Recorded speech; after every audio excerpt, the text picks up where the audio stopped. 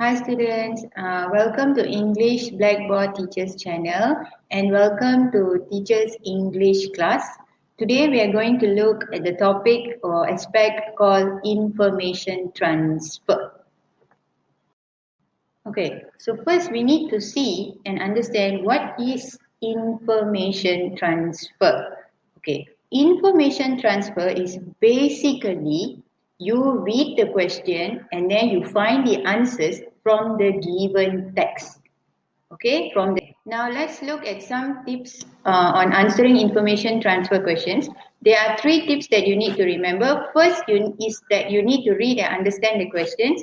Second, you need to skim through the given reading text. And third, you need to scan the reading text to find the answers for the questions. Okay, so we look at skimming and scanning. I will explain what is skimming. Skimming is reading the text fast. So when you're doing information transfer question, you read the text fast. And scanning is when you need to find the answers for the questions in the reading text. Okay, so how to answer? You need to remember these 4 tips. For PT3 students, answers should not be more than 3 words.